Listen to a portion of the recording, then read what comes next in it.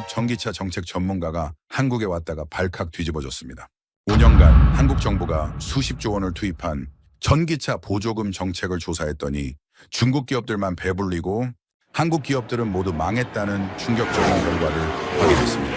이 전문가가 3개월간 한국 정부 관계자들을 만나며 정책 실패 보고서를 작성하더니 갑자기 폭탄 선언을 터뜨렸습니다. 한국의 전기차 정책은 실패가 아니라 전 세계에서 가장 혁신적인 미래 전략이라고 했습니다. 하지만 진짜 놀라운 일은 따로 있었습니다. 한국이 이미 전 세계 친환경 교통혁명의 핵심 기술을 완성해 놓았다는 것이었습니다. 겉보기에는 중국에게 밀린 것 같았지만 실제로는 한국이 훨씬 더 큰 그림을 그리고 있었던 것입니다. 도대체 한국이 무슨 비밀 전략을 숨기고 있었던 걸까요? 그 놀라운 한국의 이야기 지금 바로 시작합니다. 저는 스페인 마드리드에서 전기차 정책 연구를 하고 있는 마르코스 베르가라입니다. 유럽 전기차 정책 연구소에서 15년째 일하고 있어요. 제가 한국에 오게 된 이유는 유럽연합의 새로운 전기차 정책을 수립하기 위해서였습니다. 2024년 봄, 브뤼셀 본부에서 긴급회의가 있었어요. 유럽의 전기차 시장이 중국에게 급속히 잠식당하고 있다는 보고가 올라왔거든요.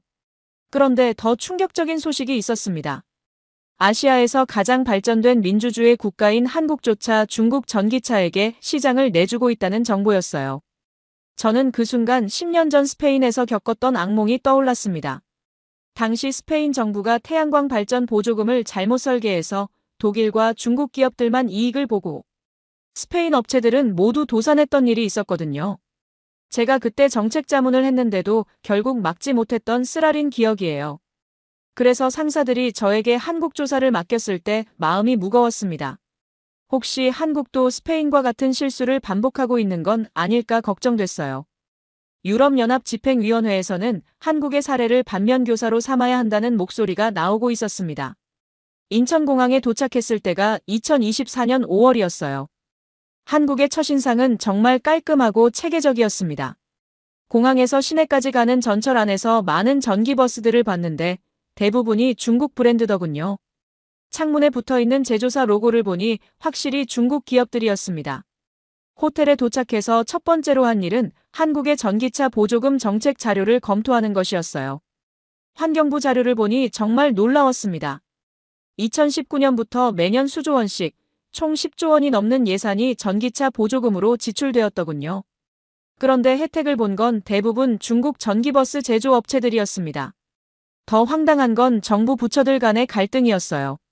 환경부는 친환경이라는 명목으로 보조금을 주기만 했고 산업통상자원부는 국내 업체 보호를 주장했지만 결과적으로는 아무것도 막지 못했던 거죠. 한국의 전기버스 제조업체들은 하나둘씩 사라져갔습니다. 그날 밤 호텔방에서 스페인에 있는 친구 카를로스에게 화상통화를 걸었어요. 카를로스는 10년 전 스페인 태양광 사업 붕괴를 함께 지켜본 동료였거든요. 그에게 한국 상황을 설명하니 한숨을 크게 쉬면서 말하더군요.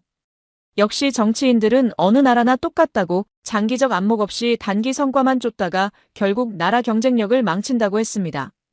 저도 그 의견에 동감했어요. 한국이 아무리 발전된 나라라고 해도 결국 정치적 근시안과 부처, 이기주의로 인해 중국에게 시장을 내줄 수밖에 없었던 것 같았거든요. 다음 날부터 본격적인 조사를 시작하려고 마음먹으며 잠자리에 들었습니다. 다음 날 아침 일찍 환경부를 방문했습니다. 유럽연합정책연구소 명함을 내밀며 한국의 전기차 정책에 대해 연구하고 있다고 소개했어요. 담당자인 박소영 사무관이 저를 맞이해 주었는데 생각보다 젊고 열정적인 분이었습니다. 박소영 사무관은 한국의 전기차 보조금 정책에 대해 자세히 설명해 주었어요. 환경부 입장에서는 대기오염 감소와 탄소 중립이 최우선 목표라고 하더군요. 그래서 국적에 관계없이 친환경 기준을 만족하는 모든 전기차에 보조금을 지급한다는 것이었습니다. 하지만 저는 의문이 들었어요. 그렇다면 왜 국내 기업들은 경쟁에서 밀렸을까요?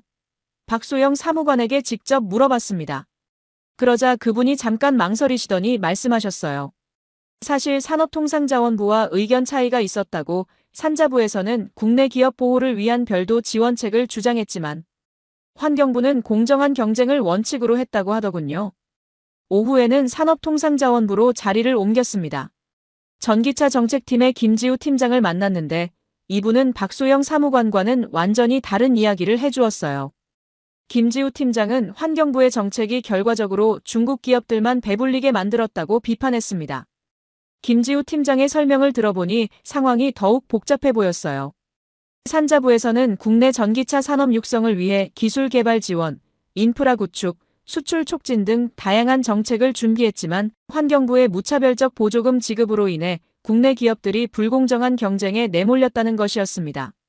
그런데 김지우 팀장이 한 말씀이 제 기억에 남았어요.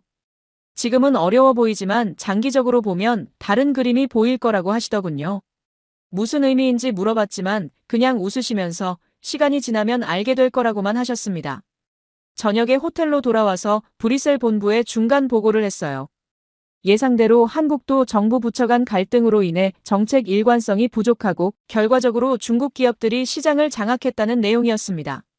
상사들은 만족해하면서 빨리 최종 보고서를 작성해서 돌아오라고 했어요. 그런데 뭔가 석연치 않은 기분이었습니다. 김지우 팀장의 마지막 말이 계속 머릿속을 맴돌았거든요. 장기적으로 다른 그림이 보인다는 게 무슨 의미일까요? 혹시 제가 놓치고 있는 중요한 부분이 있는 걸까요? 그날 밤 인터넷으로 한국의 전기차 관련 뉴스들을 검색해봤어요. 대부분은 예상대로 중국 기업들의 시장 장악과 국내 기업들의 어려움을 다루는 기사들이었습니다. 하지만 몇 개의 흥미로운 기사들을 발견했어요. 한국 정부가 차세대 친환경 교통 시스템 개발에 대규모 투자를 하고 있다는 내용이었습니다. 더욱 궁금한 건 현대차와 LG에너지솔루션 같은 한국 대기업들의 움직임이었어요. 겉으로는 전기버스 시장에서 중국에게 밀리고 있는 것처럼 보이지만 실제로는 전혀 다른 분야에 집중 투자하고 있다는 정황들이 보였거든요. 카를로스에게 다시 전화를 걸어서 이런 의문점들을 이야기했어요. 그런데 카를로스는 제 생각이 너무 복잡하다고 하더군요. 정치인들과 관료들은 실수를 인정하기 싫어서 항상 그럴듯한 변명을 만들어낸다고 결국 결과가 모든 걸 말해준다고 했습니다. 중국 기업이 시장을 장악했다면 그게 바로 정책 실패의 증거라는 것이었어요. 맞는 말이었습니다. 하지만 왜 자꾸만 뭔가 놓치고 있는 것 같은 기분이 드는 걸까요? 셋째 날 아침 예상치 못한 전화가 걸려왔습니다. 영국에서 온 리차드 윌슨이라는 컨설턴트였어요. 그는 자신이 글로벌 전기차 시장 분석 전문가라고 소개하면서 한국에서 조사 중인 저와 만나고 싶다고 했습니다. 유럽연합 집행위원회에서 그에게도 별도로 한국 사례 분석을 의뢰했다는 것이었어요. 리차드와 명동의 한 카페에서 만났습니다. 그는 40대 중반의 자신감 넘치는 영국인이었어요. 첫 마디부터 재조사 방향이 너무 복잡하다고 지적하더군요. 한국 상황은 명확하다는 거예요. 정부가 잘못된 정책으로 중국에게 시장을 내준 전형적인 실패 사례라고 단정했습니다.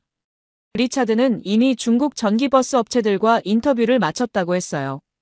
그들의 증언에 따르면 한국 정부의 보조금 정책이 얼마나 허술했는지 명백하다는 것이었습니다. 중국 업체들은 최소한의 기술 기준만 맞추고도 쉽게 한국 시장에 진출할 수 있었다고 하더군요. 더욱 충격적인 것은 리차드가 보여준 자료였습니다. 한국의 전기버스 제조업체들이 지난 5년간 얼마나 많이 사라졌는지 정확한 숫자로 보여주었어요. 2019년에 15개였던 업체가 지금은 5개밖에 남지 않았다는 것이었습니다. 그마저도 대부분 영업을 중단한 상태라고 했어요.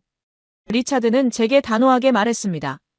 한국 정부 관계자들과 더 이상 시간을 낭비할 필요가 없다고, 그들은 자신들의 실수를 인정하지 않으려고 온갖 변명만 늘어놓을 거라고 했어요. 대신 객관적인 데이터와 시장 결과만 보면 모든 게 명확하다는 것이었습니다. 그의 말을 듣고 있으니 제가 괜히 복잡하게 생각하고 있는 건 아닌가 싶었어요. 실제로 시장 점유율 데이터는 명확했습니다. 중국 업체들이 한국 전기버스 시장의 80% 이상을 장악하고 있었거든요. 이것보다 더 확실한 증거가 또 있을까요? 오후에 브뤼셀 본부에서 화상회의가 있었습니다. 저와 리차드가 함께 참석했는데 상사들은 리차드의 분석에 매우 만족해했어요. 간단 명료하고 데이터에 기반한 결론이라고 칭찬하더군요. 반면 제 조사 방식에 대해서는 너무 시간이 오래 걸린다며 우려를 표했습니다. 회의가 끝난 후 상사 중 한 명이 저에게 따로 연락을 했어요. 리차드의 보고서가 이미 상당한 설득력을 갖고 있다며 제가 굳이 다른 결론을 찾으려고 할 필요가 있느냐고 물었습니다. 유럽연합 정책 결정에 필요한 건 명확한 교훈이지 복잡한 변명이 아니라는 것이었어요. 그날 저녁 혼자 호텔방에 있으면서 심각하게 고민했습니다. 정말로 제가 쓸데없이 복잡하게 생각하고 있는 건 아닐까요? 스페인에서의 실패 경험 때문에 한국에서도 비슷한 변명들을 찾으려고 하는 건 아닐까요? 하지만 김지우 팀장이 했던 말이 계속 맴돌았어요. 장기적으로 보면 다른 그림이 보인다는 그 말이요. 과연 무슨 의미일까요? 혹시 정말로 제가 놓치고 있는 중요한 부분이 있는 걸까요? 다음 날 아침 리차드에게서 메시지가 왔습니다. 이미 충분한 자료를 확보했으니 빨리 최종 보고서를 작성해서 유럽으로 돌아가자는 내용이었어요. 한국에서 더 시간을 보낼 이유가 없다고 했습니다. 저는 갈등에 빠졌습니다. 리차드의 말이 합리적이었어요. 객관적 데이터는 명확했고 시장 결과도 분명했습니다. 그런데 왜 자꾸만 뭔가 부족하다는 느낌이 드는 걸까요? 혹시 제가 전문가로서 책임감을 제대로 다하지 못하고 있는 건 아닐까요? 그때 갑자기 10년 전 스페인에서의 일이 떠올랐습니다. 당시에도 모든 데이터가 명확해 보였어요. 하지만 나중에 알고 보니 정말 중요한 부분들을 놓치고 있었던 거였습니다. 독일과 중국 기업들의 장기 전략, 스페인 정부의 숨겨진 의도, 그리고 무엇보다 기술 개발의 다른 차원들을 전혀 이해하지 못했었거든요. 혹시 지금도 그때와 같은 실수를 반복하고 있는 건 아닐까요? 겉으로 보이는 현상만 보고 성급하게 결론을 내리는 것은 아닐까요? 전문가라면 조금 더 깊이 들어가 봐야 하는 것 아닐까요? 결국 저는 결심했습니다. 적어도 일주일은 더 조사해 보겠다고요.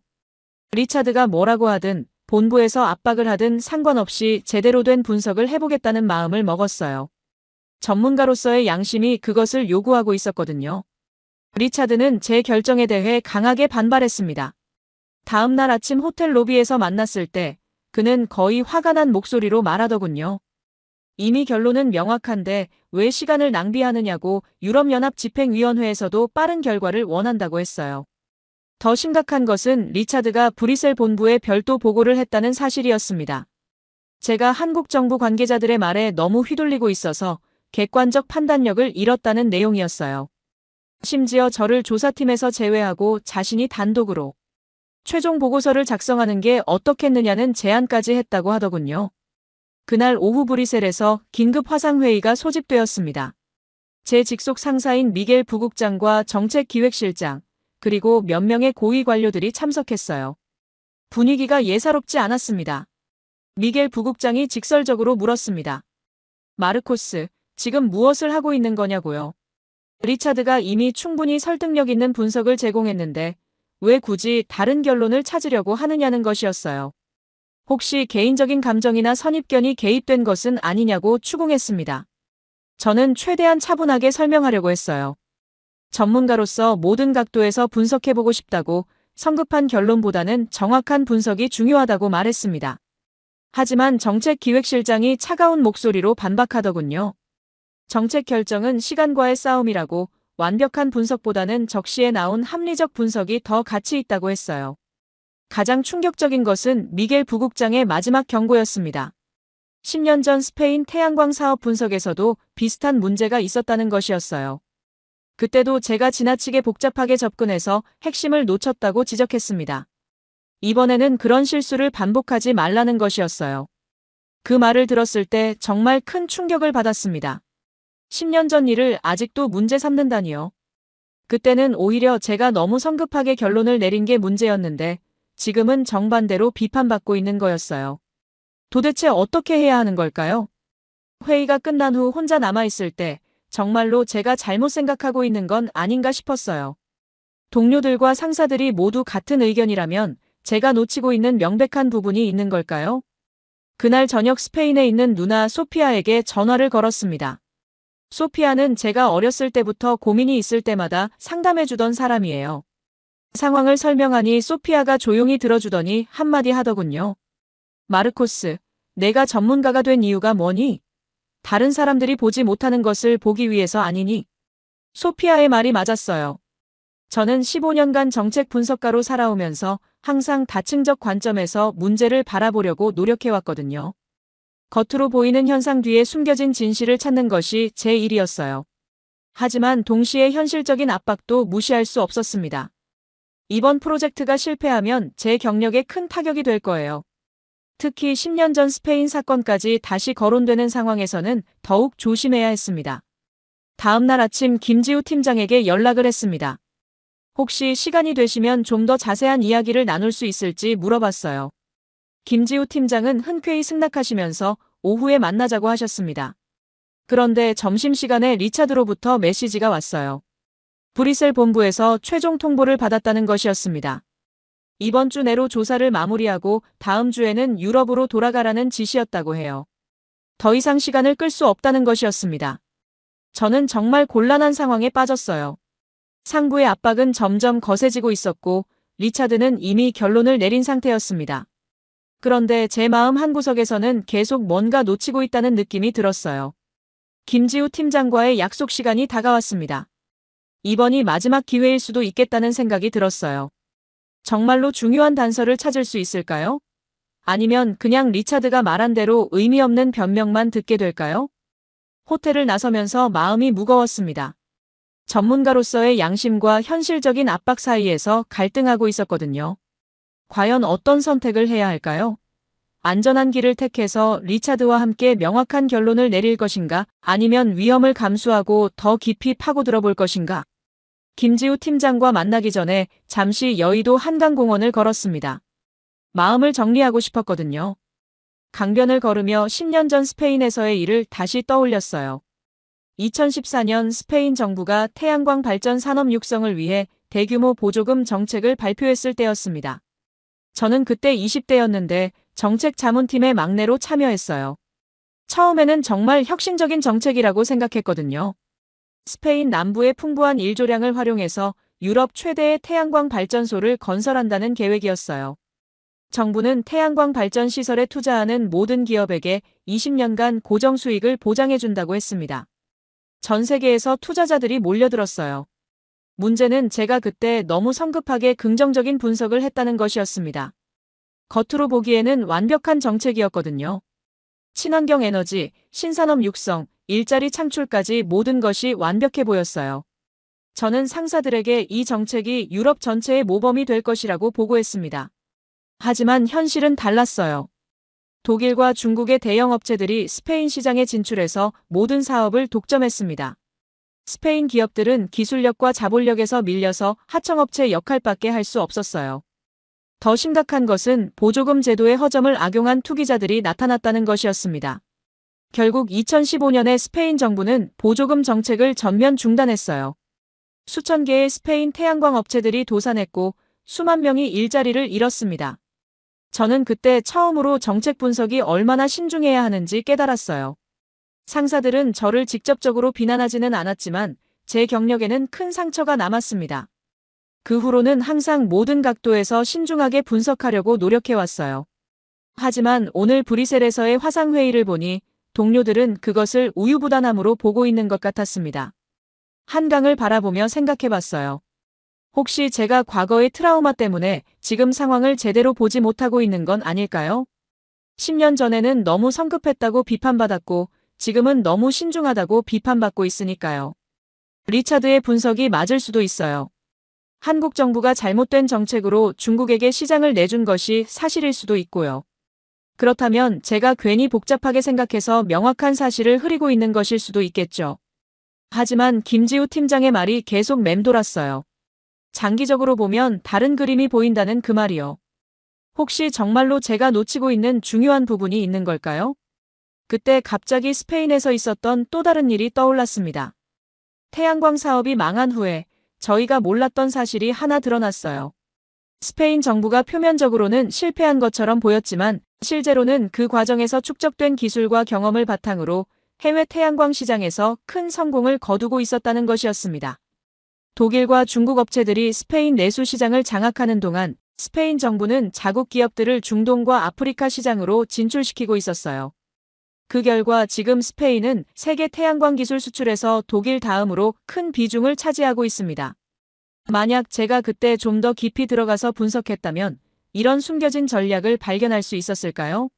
정부 관계자들과 더 많은 대화를 나누고 산업 현장을 직접 방문했다면 다른 결론에 도달할 수 있었을까요? 지금 한국 상황도 비슷할 수 있어요. 겉으로는 중국에게 시장을 내준 것처럼 보이지만 실제로는 완전히 다른 차원의 전략이 진행되고 있을 수도 있거든요. 김지우 팀장이 암시한 것이 바로 그런 것일 수도 있고요. 하지만 동시에 현실적인 제약도 있었어요. 브뤼셀 본부의 압박은 점점 심해지고 있었고 리차드는 이미 명확한 결론을 내린 상태였습니다. 제가 혼자서 다른 길을 가다가 또 실패한다면 이번에는 정말로 제 경력이 끝날 수도 있어요. 스페인에 있는 아버지 안토니오가 자주 하시던 말이 떠올랐어요. 때로는 용기가 신중함보다 중요하다고, 전문가라면 자신의 신념에 따라 행동할 줄 알아야 한다고 하셨거든요. 하지만 동시에 현실을 무시하고 이상만 쫓는 것도 어리석은 일이라고 하셨죠. 김지우 팀장과의 약속 시간이 다가왔습니다. 이제 선택을 해야 할 때였어요. 안전한 길을 택해서 리차드와 함께 빠르게 결론을 낼 것인가, 아니면 위험을 감수하고 제 전문가적 양심에 따라 더 깊이 들어가 볼 것인가. 마음속 깊은 곳에서 답이 들려왔습니다. 전문가라면 끝까지 진실을 추구해야 한다고요. 설령 그것이 위험한 길이라고 해도 말이에요. 김지우 팀장과 산업통상자원부 근처 조용한 카페에서 만났습니다. 그분은 생각보다 편안한 분위기를 만들어주셨어요. 처음에는 한국의 커피 문화에 대해 이야기하시더니 자연스럽게 업무 이야기로 넘어가셨습니다. 김지우 팀장은 제가 왜 이렇게 한국 상황을 자세히 알고 싶어 하는지 물어보셨어요. 저는 솔직하게 말했습니다. 유럽에서는 한국의 전기차 정책이 실패 사례로 여겨지고 있는데 전문가로서 그것이 정말 맞는지 확인하고 싶다고 했어요. 그러자 김지우 팀장이 빙그레 웃으시더니 말씀하셨어요. 사실 한국 정부 내부에서도 그런 시각이 있다고 하시면서 하지만 정말 중요한 것은 눈에 보이지 않는 곳에서 일어나고 있다고 하셨습니다. 김지우 팀장이 설명해 주신 내용은 정말 놀라웠어요. 환경부와 산자부가 겉으로는 갈등하는 것처럼 보이지만 실제로는 역할 분담을 하고 있다는 것이었습니다. 환경부는 단기적으로 대기오염 문제를 해결하고 산자부는 장기적으로 차세대 기술 개발에 집중한다는 것이었어요. 더욱 흥미로운 것은 중국 전기버스 업체들이 한국 시장을 장악한 것이 오히려 한국에게 도움이 되고 있다는 분석이었습니다. 중국 업체들이 한국 시장에서 수익을 올리는 동안 한국 기업들은 그 시간을 활용해서 훨씬 혁신적인 기술을 개발하고 있다는 것이었어요. 김지우 팀장은 저에게 한 가지 제안을 하셨어요. 내일 현대차 연구소에 계신 이강민 연구원을 만나보는 게 어떻겠냐고 하시더군요. 이강민 연구원은 차세대 친환경 교통 시스템 개발을 담당하고 계신다고 했습니다. 그날 저녁 호텔에 돌아와서 리차드에게 연락을 받았어요. 그는 제가 아직도 한국 정부 관계자들과 만나고 다닌다는 사실에 대해 강한 불만을 표했습니다. 이미 충분한 자료가 있는데 왜 시간을 낭비하느냐는 것이었어요. 리차드는 브뤼셀 본부에서도 제 행동에 대해 우려하고 있다고 전했습니다. 객관적인 분석보다는 한국 측의 변명에 휘둘리고 있다는 시각이 있다는 것이었어요. 내일까지 조사를 마무리하고 함께 보고서를 작성하자고 강력히 요청했습니다. 다음 날 아침 이강민 연구원을 만나러 현대차 연구소로 갔습니다. 그분은 30대 초반의 젊은 연구원이었는데 전기차에 대한 열정이 대단하셨어요. 처음 만났는데도 마치 오랜 친구처럼 편하게 대해주시더군요. 이강민 연구원이 보여준 것은 정말 놀라웠습니다. 현대차에서 개발 중인 차세대 전기버스는 단순히 기존 디젤 버스를 전기로 바꾼 수준이 아니었어요. 완전히 새로운 개념의 자율주행 기반 친환경 교통 시스템이었습니다. 더욱 인상적인 것은 한국이 이 기술을 세계 최초로 상용화할 예정이라는 사실이었어요. 중국 업체들이 전통적인 전기버스 시장을 장악하고 있는 동안 한국은 완전히 다른 차원의 시장을 창조하고 있었던 것입니다. 이강민 연구원은 이것이 바로 한국 정부의 장기 전략이라고 설명해 주셨어요. 당장의 시장 점유율보다는 미래 기술 선점에 집중한다는 것이었습니다. 중국 업체들이 한국 시장에서 벌어들인 수익으로 기술 개발을 하는 동안 한국은 그들이 상상도 못할 혁신을 준비하고 있었던 거예요. 점심시간에 이강민 연구원이 저를 연구소 식당으로 안내해 주셨는데 거기서 또 다른 놀라운 사람을 만났습니다. 환경부의 박소영 사무관이었어요. 그분도 점심을 드시러 오셨다가 우연히 만나게 된 거였어요. 박소영 사무관과 이강민 연구원이 함께 이야기하는 걸 들어보니 환경부와 현대차가 매우 긴밀하게 협력하고 있다는 걸 알 수 있었어요. 겉으로는 정부 부처끼리 갈등하는 것처럼 보였지만 실제로는 산업계와 함께 체계적으로 협력하고 있었던 것입니다. 박소영 사무관은 저에게 한 가지 흥미로운 이야기를 해주셨어요. 유럽에서도 비슷한 상황이 있었다고 하시더군요. 네덜란드가 몇 년 전 중국 자전거 업체들에게 시장을 내줬지만 지금은 전기 자전거와 스마트 모빌리티 분야에서 세계를 선도하고 있다는 것이었습니다. 그때까지도 저는 반신반의했어요. 정부 관계자들의 말이니까 어느 정도 과장이 섞여 있을 수도 있겠다고 생각했거든요. 하지만 오후에 이강민 연구원이 실제 개발 현장을 보여주셨을 때는 정말 충격을 받았습니다. 현대차 연구소 지하에는 거대한 시뮬레이션 센터가 있었어요. 거기서 차세대 친환경 교통 시스템의 실제 모습을 볼 수 있었습니다. 자율주행 전기버스가 AI 교통 관제 시스템과 연동되어서 도시 전체의 교통 흐름을 최적화하는 모습이었어요. 이강민 연구원은 이 시스템이 내년부터 서울 일부 지역에서 시범 운영될 예정이라고 했습니다. 그리고 성공하면 전 세계로 수출할 계획이라고 하더군요. 중국 업체들이 아직 꿈도 꾸지 못하는 수준의 혁신이었어요. 그날 저녁 호텔에 돌아와서 정말 혼란스러웠습니다. 리차드가 보여준 객관적 데이터와 한국 관계자들이 보여준 미래. 비전 사이에서 어떤 걸 믿어야 할지 모르겠었거든요. 과연 한국의 이런 계획들이 정말 현실화될 수 있을까요? 다음 날 아침 브뤼셀에서 다시 긴급 전화가 왔습니다. 이번에는 정책기획실장이 직접 전화를 했어요. 목소리가 상당히 차갑더군요. 리차드로부터 보고를 받았는데 제가 한국 정부의 미래, 계획 같은 불확실한 것들에 매달리고 있다는 내용이었습니다. 정책기획실장은 단도직입적으로 말했어요. 유럽연합 정책은 확실한 데이터와 검증된 사실을 바탕으로 해야 한다고 한국 정부 관계자들의 장밋빛 전망을 그대로 믿을 수는 없다고 했습니다. 특히 중국과의 경쟁에서 밀리고 있는 상황에서 유럽이 한국 방식을 따라할 이유가 없다는 것이었어요.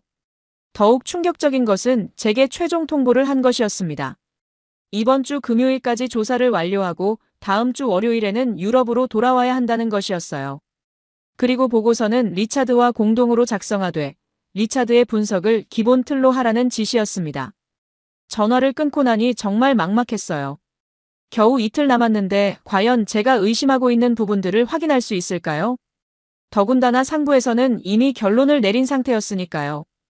그때 김지우 팀장에게서 메시지가 왔어요. 오늘 오후에 특별한 분을 소개해드리고 싶다는 내용이었습니다. 서울대학교 경제학과의 송 교수님이라고 하시면서 한국의 산업정책을 가장 깊이 이해하고 계신 분이라고 했어요. 오후에 서울대 캠퍼스에서 송 교수님을 만났습니다. 60대 초반에 온화하신 분이었는데 유럽에서 오신 연구자를 만나게 되어 반갑다고 하시더군요. 송 교수님은 젊은 시절 독일에서 공부하셨다고 해서 독일어로도 대화를 나눌 수 있었어요. 송 교수님이 들려주신 이야기는 제 생각을 완전히 바꿔놓았습니다. 한국의 경제 발전 과정을 보면 항상 이런 패턴이 있었다는 것이었어요. 겉으로는 외국 기업들에게 시장을 내주는 것처럼 보이지만 그 과정에서 기술을 습득하고 더 높은 차원의 혁신을 준비한다는 것이었습니다. 송 교수님은 구체적인 예를 들어주셨어요. 1980년대 한국이 일본 자동차 기업들에게 시장을 내줬을 때도 그랬고 1990년대 반도체 분야에서 미국 기업들과 경쟁할 때도 마찬가지였다는 것이에요. 단기적으로는 패배하는 것처럼 보였지만 장기적으로는 오히려 더 큰 성공을 거뒀다는 것이었습니다. 송 교수님은 중국 전기버스 문제도 같은 맥락에서 봐야 한다고 하셨어요. 한국이 정말로 무능해서 시장을 내준 게 아니라 의도적으로 시간을 벌면서 차세대 기술에 집중한 것이라는 분석이었습니다. 하지만 송 교수님도 인정하셨어요. 이런 전략이 항상 성공하는 것은 아니라고, 때로는 정말로 실패할 수도 있다고 하셨습니다. 그래서 외부에서 보기에는 위험한 도박처럼 보일 수 있다는 것이었어요. 송 교수님과의 대화를 마치고 캠퍼스를 나서는데 리차드에게서 전화가 왔어요. 상당히 화난 목소리였습니다. 브뤼셀에서 연락을 받았는데 제가 아직도 한국 측 인사들과 만나고 다닌다는 소식을 들었다는 것이었어요. 리차드는 제게 엄중하게 경고했습니다. 이제 더 이상 개인적인 호기심을 추구할 시간이 없다고, 내일부터는 함께 최종 보고서 작성에 집중해야 한다고 했어요. 그리고 한국 정부 관계자들과의 추가 면담은 절대 하지 말라고 못을 박았습니다. 전화를 끊고 나서 정말 고민에 빠졌어요. 송 교수님의 말씀이 설득력이 있기는 했지만 그것도 결국 한국 측의 관점이었거든요. 객관적인 제3자 입장에서 봤을 때는 리차드의 분석이 더 합리적일 수도 있어요. 그날 저녁 혼자 명동 거리를 걸었습니다. 한국에 온 지 일주일이 넘었는데 아직도 확실한 답을 찾지 못하고 있었어요. 리차드가 제시한 명확한 데이터들과 한국 관계자들이 보여준 미래 비전들 사이에서 계속 흔들리고 있었거든요. 카를로스에게 전화를 걸어서 상황을 설명했어요. 그런데 카를로스의 반응은 예상과 달랐습니다. 마르코스, 내가 너무 복잡하게 생각하는 것 같다고 하더군요. 전문가라면 감정에 휘둘리지 말고 팩트만 보라고 했어요. 카를로스는 현실적인 조언을 해주었습니다. 설령 한국의 미래 계획이 성공한다고 해도 그것은 아직 불확실한 일이라고 했어요. 유럽연합 정책을 수립할 때는 확실한 현재 상황을 바탕으로 해야 한다는 것이었습니다. 맞는 말이었어요. 전문가라면 희망적인 전망보다는 객관적인 현실을 우선시해야 했거든요. 한국의 차세대 기술이 아무리 혁신적이어도 아직 상용화되지 않은 이상은 정책 판단의 근거로 삼기 어려웠습니다. 하지만 동시에 제 마음 한구석에서는 다른 목소리가 들렸어요. 정말로 중요한 혁신은 항상 불확실한 상태에서 시작된다고, 전문가라면 그런 변화의 징후를 읽어낼 수 있어야 한다고 말하는 것 같았어요. 내일이면 리차드와 함께 최종 보고서 작성을 시작해야 합니다. 과연 어떤 결론을 내려야 할까요? 안전하고 합리적인 분석을 택할 것인가, 아니면 위험하지만 혁신적인 가능성에 베팅할 것인가? 다음 날 아침 리차드와 함께 최종 보고서 작성을 위해 만났습니다. 그는 이미 완벽한 초안을 준비해놓고 있었어요. 한국의 전기차 정책 실패를 유럽연합의 교훈으로 삼자는 내용이었습니다. 데이터도 완벽하고 논리도 명확했어요. 리차드는 제게 보고서를 검토해보라고 했습니다. 큰 틀에서는 이의가 없으면 세부적인 부분만 함께 다듬어서 오늘 중으로 완성하자는 것이었어요. 브뤼셀 본부에서도 빠른 결과를 원하고 있다고 재차 강조했습니다. 보고서를 읽어보니 정말 완벽했어요. 한국의 보조금 정책이 어떻게 설계되었고 중국 기업들이 어떻게 그것을 이용했으며 한국 기업들이 왜 경쟁에서 밀렸는지 모든 것이 논리적으로 설명되어 있었습니다. 객관적인 데이터로만 보면 반박할 여지가 없었어요. 하지만 제가 지난 며칠간 만난 사람들의 이야기들이 계속 떠올랐습니다. 김지우 팀장, 이강민 연구원, 박소영 사무관, 송 교수님. 그들이 보여준 또 다른 차원의 이야기들이요. 리차드는 제 망설임을 눈치챘나 봐요. 마르코스, 아직도 한국 측의 말에 흔들리고 있는 거냐고 물었습니다.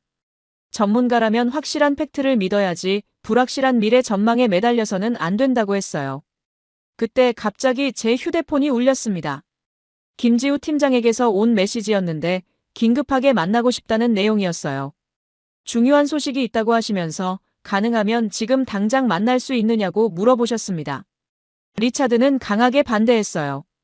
이미 보고서도 완성 단계인데 왜 또 시간을 낭비하려고 하느냐며 화를 냈습니다. 브뤼셀 본부에서도 더 이상의 지연은 용납하지 않을 거라고 경고했어요. 하지만 저는 김지우 팀장의 메시지에서 뭔가 특별한 긴박감을 느꼈어요. 마지막으로 한 번만 확인해보고 싶다고 리차드를 설득했습니다. 1시간만 시간을 달라고, 그 후에는 어떤 이야기를 들어도 보고서 작성을 완료하겠다고 약속했어요. 김지우 팀장을 만나러 가는 길에 마음이 무거웠습니다.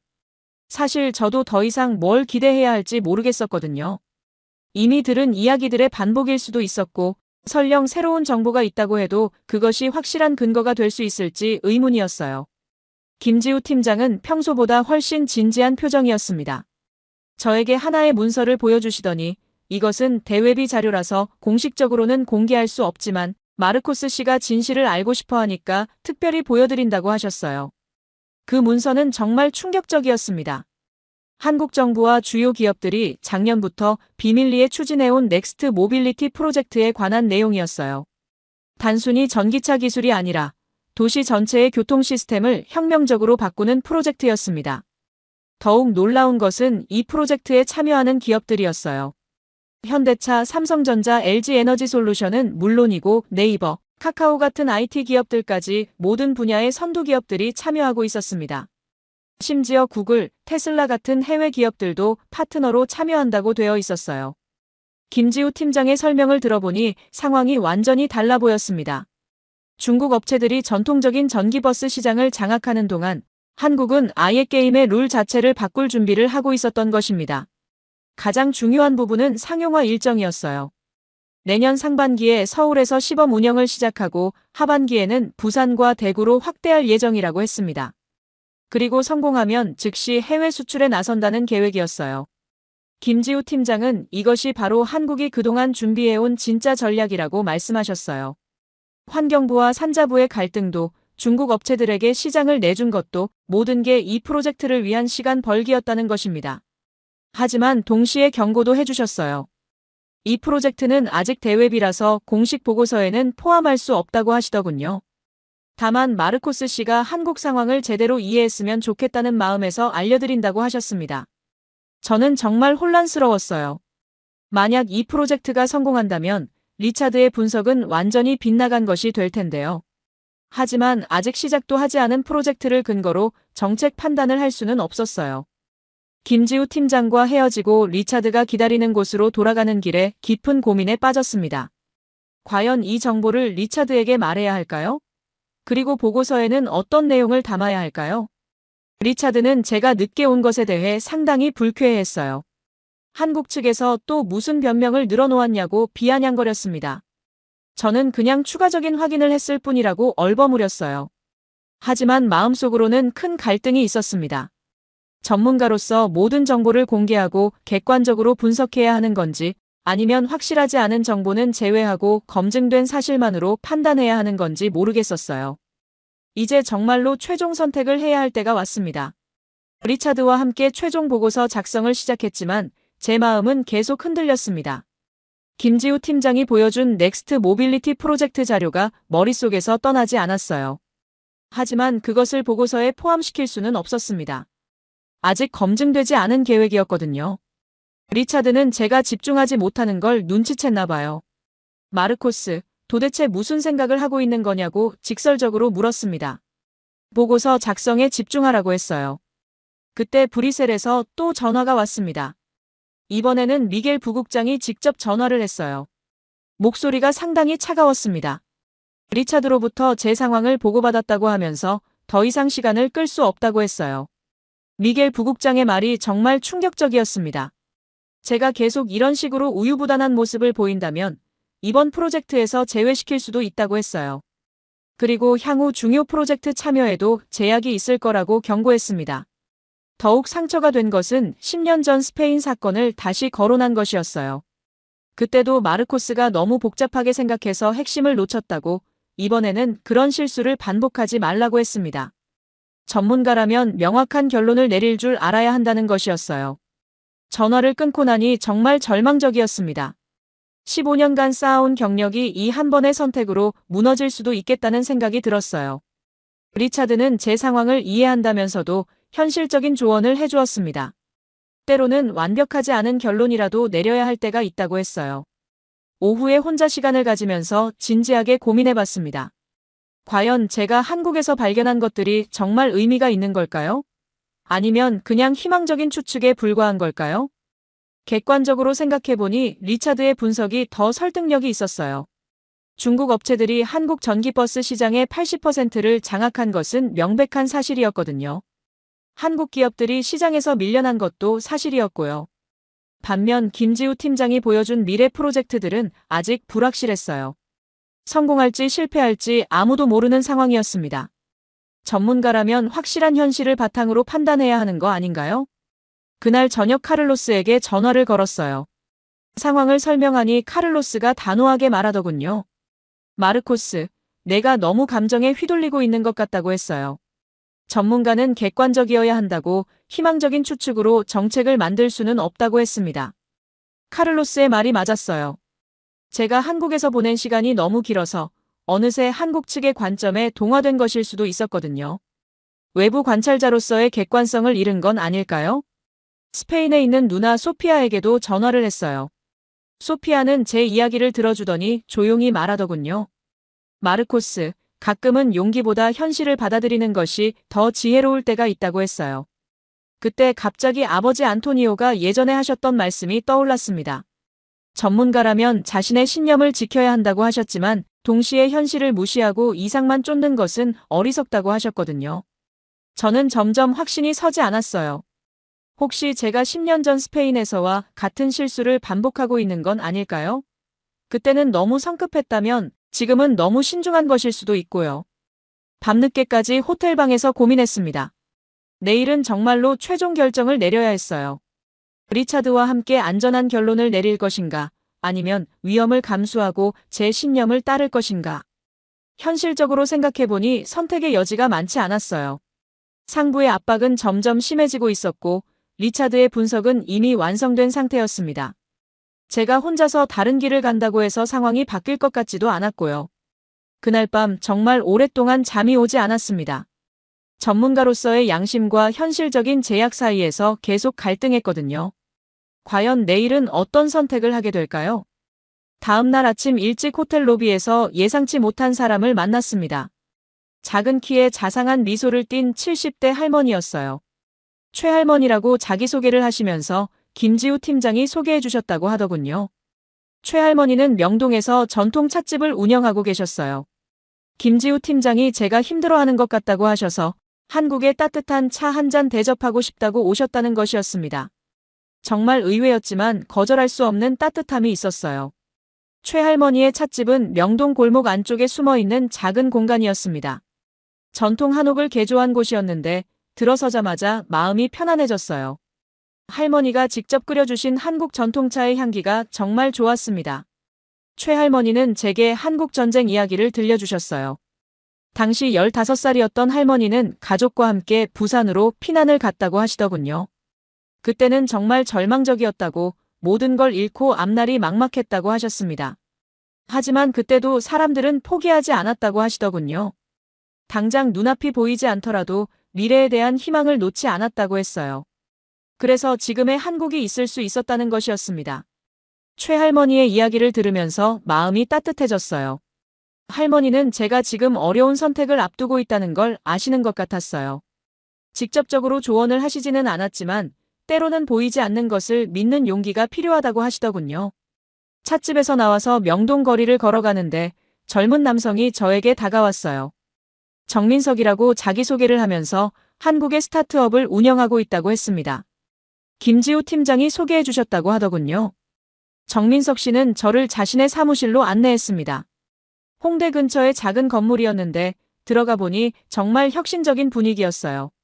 젊은 개발자들이 열정적으로 일하고 있었고 벽면에는 다양한 아이디어들이 붙어 있었습니다. 정민석 씨가 개발하고 있는 것은 정말 놀라웠어요. AI 기반의 개인 맞춤형 교통 서비스였습니다. 사용자의 패턴을 분석해서 최적의 교통수단과 경로를 제안해주는 시스템이었어요. 그런데 이것이 현대차의 자율주행 기술과 연동된다고 하더군요. 더욱 흥미로운 것은 이 시스템이 이미 베타 테스트 단계에 있다는 사실이었어요. 서울 일부 지역에서 시범 운영을 하고 있는데 사용자들의 반응이 매우 좋다고 했습니다. 내년에는 전국으로 확대할 예정이라고 하더군요. 정민석 씨는 한국의 젊은 세대에 대해서도 이야기해 주었어요. 기존의 시장에서 경쟁하기보다는 아예 새로운 시장을 만들어내는 것을 좋아한다고 했습니다. 중국이나 일본 기업들이 기존 분야를 장악하고 있다면 한국은 그들이 생각하지 못한 새로운 영역을 개척한다는 것이었어요. 정민석 씨의 사무실에서 나와서 마음이 한결 가벼워졌습니다. 한국에는 정말로 새로운 것을 만들어내려는 에너지가 넘치고 있다는 걸 느낄 수 있었거든요. 이것이 바로 김지우 팀장이 말씀하신 다른 그림의 일부일까요? 오후에 리차드와 만나기로 한 약속 시간이 다가왔습니다. 그런데 이상하게 마음이 편해져 있었어요. 최 할머니와 정민석 씨를 만나면서 뭔가 새로운 관점을 얻은 것 같았거든요. 리차드는 제 표정이 밝아진 걸 눈치챘나 봐요. 드디어 현실을 받아들이기로 결심한 거냐고 물었습니다. 저는 그냥 웃으면서 대답했어요. 아직 최종 결정을 내리지는 않았다고요. 그때 갑자기 제 휴대폰에 메시지가 왔어요. 송 교수님으로부터였는데 오늘 저녁에 특별한 자리가 있으니 참석해보지 않겠느냐는 내용이었습니다. 한국의 미래 전략을 논의하는 비공식 모임이라고 하시더군요. 리차드는 또 시간 낭비라며 반대했지만 저는 가보고 싶다고 했어요. 마지막으로 한 번만 더 확인해보고 싶다는 마음이었습니다. 어쩌면 그곳에서 결정적인 단서를 찾을 수 있을지도 모르겠다는 생각이 들었거든요. 최 할머니와 정민석 씨를 만난 후로 마음이 많이 달라져 있었어요. 한국에는 정말로 특별한 무언가가 있다는 느낌이 들었거든요. 그것이 구체적으로 무엇인지는 아직 모르겠지만 분명히 존재한다는 확신이 생겼습니다. 저녁 모임에서 과연 어떤 이야기를 듣게 될까요? 그리고 그것이 제 최종 결정에 어떤 영향을 미치게 될까요? 송 교수님이 초대해 주신 모임은 서울대학교 근처의 작은 회의실에서 열렸습니다. 참석자들을 보니 정말 놀라웠어요. 정부 관계자, 대기업 임원, 학계 전문가들이 모여 있었는데 모두 한국의 미래 전략 수립에 관여하는 핵심 인사들이었습니다. 송 교수님이 저를 소개해 주시면서 유럽에서 온 정책 전문가가 한국 상황을 객관적으로 분석해보고 있다고 말씀하셨어요. 참석자들은 저에게 관심을 보이면서 유럽의 시각에서 본 한국에 대해 궁금해했습니다. 회의가 시작되면서 정말 놀라운 이야기들을 들을 수 있었어요. 한국 정부가 추진하고 있는 것은 단순히 전기차 정책이 아니라 도시 전체를 스마트하게 바꾸는 거대한 프로젝트였습니다. 스마트시티 코리아라는 이름의 국가 차원의 프로젝트였어요. 현대차의 임원이 설명해준 내용이 특히 인상적이었습니다. 중국 전기버스 업체들이 한국 시장을 장악한 것은 사실이지만 그 과정에서 한국 기업들은 훨씬 중요한 것을 얻었다고 하더군요. 바로 도시 전체의 교통 데이터와 운영 노하우였습니다. 삼성전자의 관계자도 흥미로운 정보를 제공해 주었어요. 중국 업체들의 전기버스에는 모두 한국산 반도체와 배터리가 들어간다는 것이었습니다. 겉으로는 중국 기업이 시장을 장악한 것처럼 보이지만 실제 핵심 기술과 부품은 한국이 공급하고 있었던 것이죠. 가장 충격적인 것은 환경부 관계자의 발언이었어요. 환경부와 산자부의 갈등도 실제로는 전략적 역할 분담이었다는 것입니다. 환경부가 중국 업체들에게 시장을 개방하는 동안 산자부는 차세대 기술 개발에 집중할 수 있었다는 설명이었어요. LG에너지솔루션의 임원이 보여준 자료는 정말 놀라웠습니다. 한국이 개발하고 있는 차세대 배터리 기술은 현재 중국이나 일본보다 최소 3년은 앞서 있다는 것이었어요. 그리고 이 기술이 상용화되면 기존의 전기차 시장 판도가 완전히 바뀔 거라고 했습니다. 네이버의 개발자가 설명해준 AI 교통 시스템도 혁신적이었어요. 도시 전체의 교통 흐름을 실시간으로 분석해서 최적화하는 시스템인데 이미 서울 일부 지역에서 시범 운영 중이라고 했습니다. 효과가 입증되면 전 세계로 수출할 계획이라고 하더군요. 회의 중간에 송 교수님이 저에게 질문을 하셨어요. 유럽에서 보기에 한국의 이런 전략이 어떻게 보이느냐고 물어보셨습니다. 저는 솔직하게 대답했어요. 처음에는 정책 실패로 보였지만 지금은 완전히 다른 차원의 전략이라는 걸 이해하게 되었다고 했습니다. 참석자들은 제 답변에 만족해하면서 이것이 바로 한국의 특징이라고 설명해 주었어요.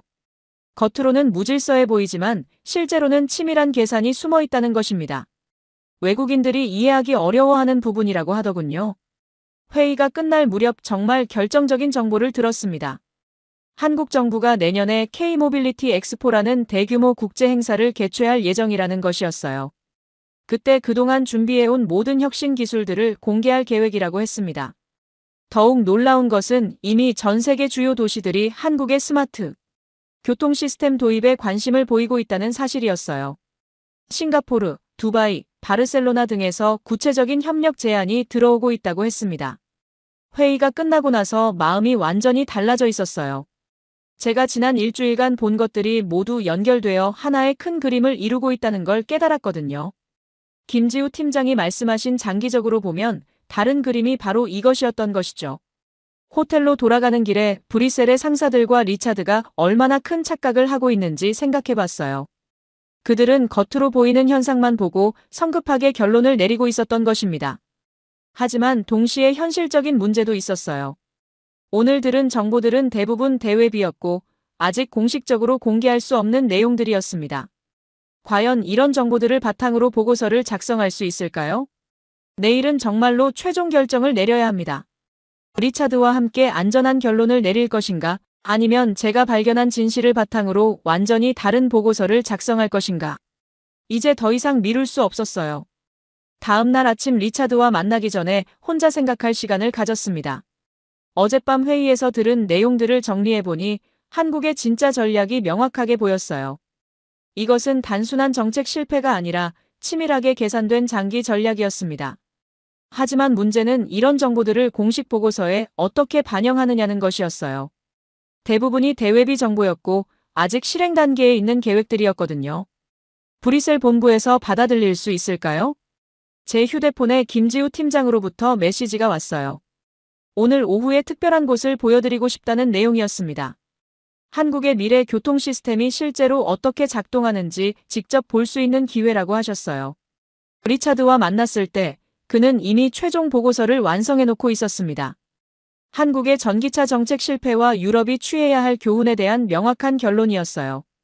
객관적이고 논리적인 분석이었지만 제가 어젯밤에 들은 이야기들과는 완전히 상반되는 내용이었습니다. 리차드는 제게 최종 검토를 요청했어요. 큰 수정사항이 없다면 오늘 중으로 브뤼셀에 제출하자고 했습니다. 더 이상 지연할 수 없다고 강조하면서 본부에서도 빠른 결과를 기다리고 있다고 했어요. 저는 리차드에게 솔직하게 말했습니다. 어젯밤 회의에서 들은 정보들 때문에 생각이 많이 바뀌었다고 혹시 보고서에 다른 관점을 추가할 수 있는지 물어봤어요. 하지만 리차드는 강하게 반대했습니다. 리차드의 반박이 정말 날카로웠어요. 대외비 정보나 미확인 계획들을 근거로 정책 판단을 할 수는 없다고 했습니다. 전문가라면 검증된 사실과 객관적 데이터를 바탕으로 해야 한다는 것이었어요. 맞는 말이었지만 뭔가 중요한 부분을 놓치고 있다는 느낌이 들었습니다. 오후에 김지우 팀장과 약속한 장소로 갔습니다. 서울 외곽의 한 연구단지였는데 거기서 정말 놀라운 것을 볼 수 있었어요. 한국이 개발하고 있는 차세대 교통 시스템의 실증 테스트가 진행되고 있었습니다. 자율주행 전기버스들이 AI 교통 관제 시스템과 완벽하게 연동되어 움직이는 모습이 정말 인상적이었어요. 승객의 목적지와 교통 상황을 실시간으로 분석해서 최적의 경로를 자동으로 계산하고 있었습니다. 더욱 놀라운 것은 이 시스템이 이미 상당히 안정적으로 작동하고 있다는 사실이었어요. 내년 상반기에 서울에서 본격적인 시범 운영을 시작할 예정이라고 했습니다. 이것은 더 이상 계획이 아니라 거의 현실이었어요. 김지우 팀장은 저에게 마지막 부탁을 하셨습니다. 유럽에서 한국을 판단할 때 겉으로 보이는 현상만 보지 말고 조금 더 깊이 들여다봐 달라는 것이었어요. 한국은 항상 그런 식으로 발전해왔다고 하시더군요. 연구단지에서 나와서 정말 큰 갈등에 빠졌습니다. 제가 직접 본 것들은 분명히 혁신적이고 미래지향적이었어요.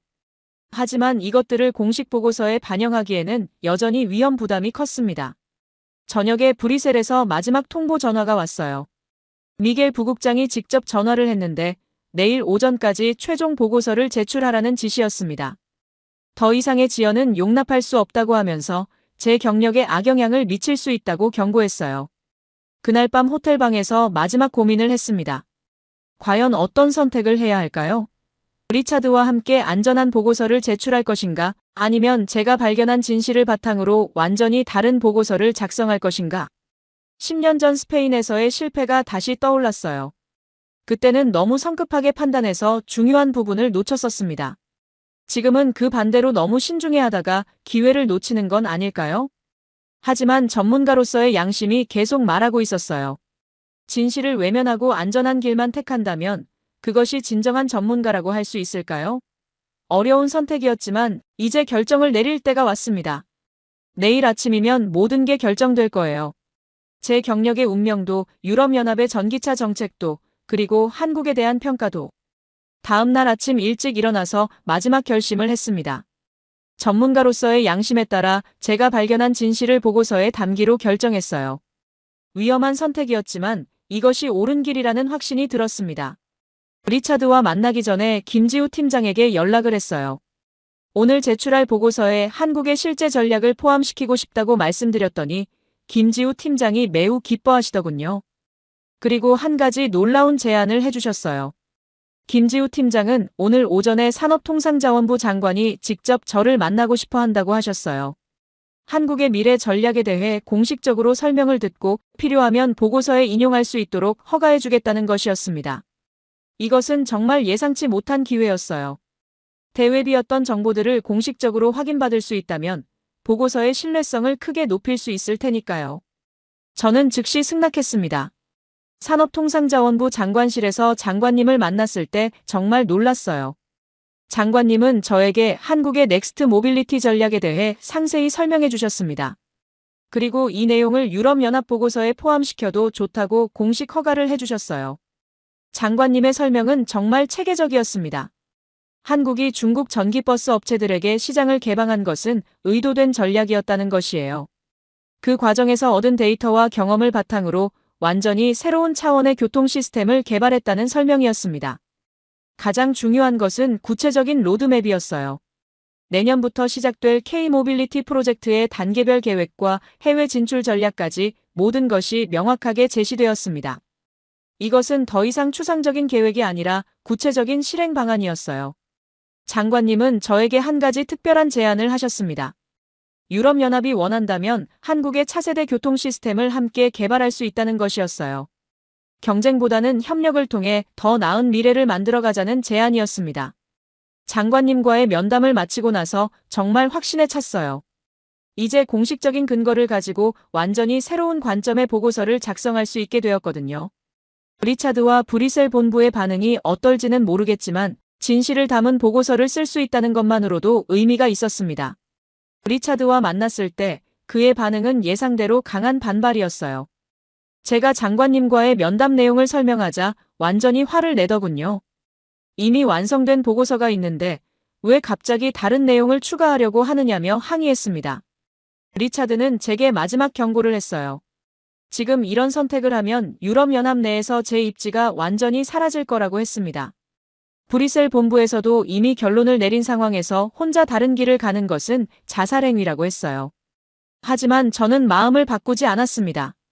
전문가로서 진실을 보고해야 할 의무가 있다고 말했어요. 리차드가 분석한 현상들도 맞지만 그 이면에 숨겨진 더 큰 그림을 봐야 한다고 설명했습니다. 결국 리차드는 화를 내며 자리를 떠났어요.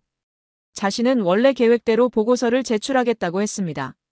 그리고 제 보고서는 개인적인 의견일 뿐이라고 브뤼셀에 보고하겠다고 했어요. 혼자 남게 된 저는 진짜 보고서 작성을 시작했습니다. 제목부터 완전히 달랐어요. 한국의 전기차 정책 실패 사례가 아니라 한국의 혁신적 미래 교통 전략과 유럽의 협력 방안으로 정했습니다. 보고서를 쓰면서 지난 일주일간의 모든 경험들이 하나씩 연결되었어요. 김지우 팀장, 이강민 연구원, 박소영 사무관, 송 교수님, 최할머니, 정민석 씨. 모든 분들이 보여준 한국의 진짜 모습들이 글로 구현되고 있었습니다. 오후 늦게 보고서를 완성했을 때 정말 뿌듯했어요. 비록 위험한 선택이었지만 전문가로서 양심에 어긋나지 않는 진실한 보고서를 쓸 수 있었거든요. 이제 브뤼셀의 반응을 기다리는 일만 남았습니다. 보고서를 완성한 후 브뤼셀에 제출하기 전에 마지막으로 검토해봤습니다. 리차드의 분석과는 완전히 다른 관점의 보고서였어요. 한국의 전기차 정책을 실패가 아닌 혁신적 전략으로 평가하고 유럽도 이를 벤치마킹해야 한다는 결론이었습니다.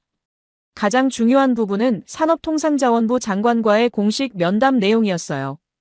한국의 K-모빌리티 전략과 유럽과의 협력 제안을 구체적으로 기술했습니다. 이것은 단순한 분석이 아니라 실질적인 정책 제안이었거든요. 브뤼셀에 보고서를 제출하기 직전에 미겔 부국장에게서 전화가 왔어요. 리차드로부터 상황을 보고받았다며 제가 정말로 다른 보고서를 제출할 생각이냐고 물었습니다. 목소리가 상당히 차가웠어요. 저는 솔직하게 대답했습니다. 전문가로서 발견한 진실을 보고하는 것이 의무라고, 비록 위험한 선택이지만 양심에 따라 행동하겠다고 말했어요. 미겔 부국장은 잠시 침묵하더니 마지막 경고를 했습니다. 미겔 부국장의 경고는 정말 냉정했어요. 이번 선택으로 인해 제가 유럽연합에서 완전히 고립될 수 있다고 했습니다. 10년 전 스페인 사건과 함께 제 경력에 치명적인 타격이 될 거라고 했어요. 정말 그럴 각오가 되어 있느냐고 물었습니다. 전화를 끊고 나서 정말 마지막 고민을 했습니다. 과연 제가 올바른 선택을 하고 있는 걸까요? 혹시 한국 측의 장밋빛 전망에 속고 있는 건 아닐까요? 15년간 쌓아온 경력을 위험에 빠뜨릴 가치가 있는 걸까요? 그때 갑자기 최할머니가 하셨던 말씀이 떠올랐어요. 때로는 보이지 않는 것을 믿는 용기가 필요하다고 하셨던 말이요. 그리고 송 교수님이 들려주신 한국 발전사의 패턴들도 생각났습니다. 정민석 씨의 열정적인 모습도 떠올랐어요. 기존 시장에서 경쟁하는 대신 새로운 시장을 창조하겠다던 젊은 기업가의 의지 말이에요. 이강민 연구원이 보여준 혁신적인 기술들도 마음속에 생생했습니다. 무엇보다 김지우 팀장이 보여준 확신이 저에게 용기를 주었어요. 한국의 미래에 대한 그분의 믿음, 그리고 그것을 외국인인 제게까지 나누려던 진정성이 느껴졌거든요. 결국 저는 결정했습니다. 전문가로서의 양심에 따라 진실을 보고하겠다고요. 설령 그것이 위험한 길이라고 해도 제가 발견한 것들이 정말 의미가 있다고 믿었거든요. 보고서를 브뤼셀에 제출하는 순간 정말 떨렸어요. 이제 돌이킬 수 없는 선택을 한 것이었거든요. 리차드의 안전한 분석 대신 제가 발견한 위험한 진실을 택한 것이었습니다. 제출 직후 김지우 팀장에게 연락을 했어요. 결국 한국의 혁신 전략을 중심으로 보고서를 작성했다고 말씀드렸더니 정말 기뻐하시더군요. 유럽에서도 한국의 진짜 모습을 이해할 수 있게 되었다고 하셨어요. 저녁에 혼자 한강을 걸으면서 생각해봤어요. 과연 제 선택이 옳았을까요? 브뤼셀의 반응은 어떨까요? 상사들이 제 보고서를 받아들일 수 있을까요? 확실한 건 하나였어요. 저는 전문가로서 양심에 어긋나지 않는 선택을 했다는 것이었습니다. 결과가 어떻게 나오든 후회하지 않을 거라는 확신이 들었어요. 카를로스에게 전화를 걸어서 상황을 설명했어요. 그는 제 선택에 대해 걱정하면서도 용기 있는 결정이었다고 인정해 주었습니다. 때로는 전문가도 위험을 감수해야 할 때가 있다고 했어요. 누나 소피아에게도 연락했어요. 소피아는 제가 올바른 길을 선택했다고 격려해 주었습니다. 아버지 안토니오도 분명 자랑스러워 하실 거라고 했어요. 이제 브뤼셀의 반응을 기다리는 일만 남았습니다. 과연 어떤 결과가 나올까요? 다음 날 아침 브뤼셀에서 긴급 화상회의 소집 통보가 왔습니다. 제 보고서를 검토한 후 열리는 회의였어요. 미겔 부국장, 정책기획실장, 그리고 여러 고위 관료들이 참석한다고 했습니다. 정말 긴장되는 순간이었어요. 회의가 시작되자마자 분위기가 심상치 않았습니다. 미겔 부국장이 차가운 표정으로 제 보고서에 대해 질문하기 시작했어요. 리차드의 분석과 완전히 다른 결론을 내린 이유가 뭐냐고 물었습니다. 저는 최대한 차분하게 설명했어요. 현장에서 직접 확인한 사실들과 산업통상자원부 장관과의 공식 면담 내용을 근거로 제시했습니다. 한국의 전략이 겉으로 보이는 것과 완전히 다르다는 것을 상세히 설명했어요. 정책기획실장이 날카로운 질문을 던졌습니다. 아직 실행되지도 않은 계획들을 근거로 정책 판단을 하는 것이 적절하냐는 것이었어요. 전문가라면 검증된 사실에 기반해야 한다고 지적했습니다.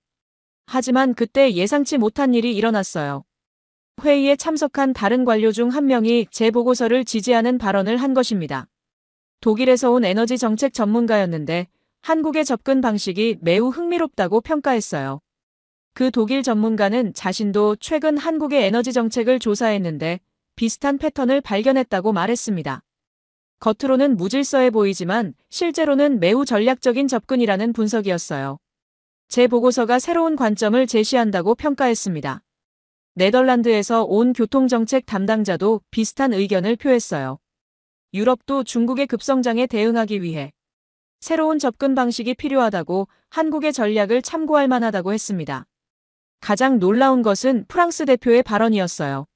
실제로 프랑스 정부가 한국과 스마트시티 협력을 논의하고 있다고 밝혔습니다. 제 보고서에 나온 내용들이 이미 진행 중인 협상과 일치한다는 것이었어요. 회의 분위기가 급격히 바뀌었습니다.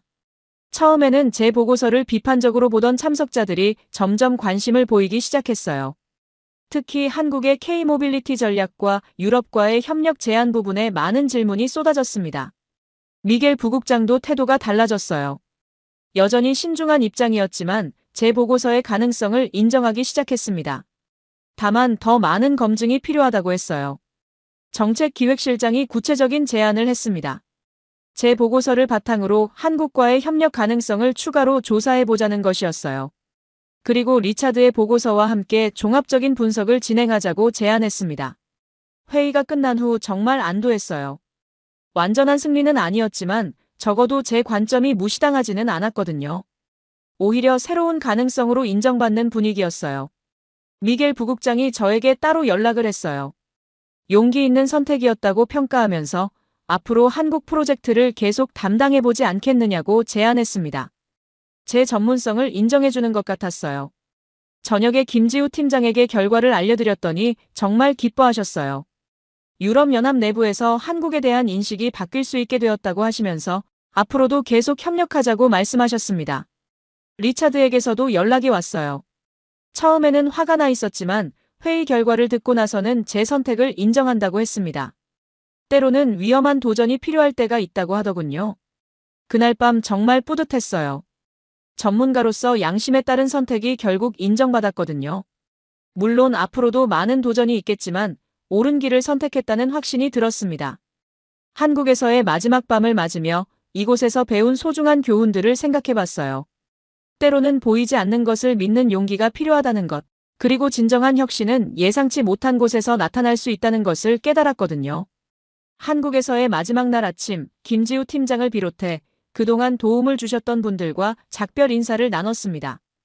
이강민 연구원, 박소영 사무관, 송 교수님, 최할머니, 정민석 씨. 모든 분들이 저에게 큰 영향을 주셨어요. 김지우 팀장은 저에게 특별한 선물을 주셨어요. 한국의 전통 붓펜이었는데 신뢰라는 글자가 새겨져 있었습니다.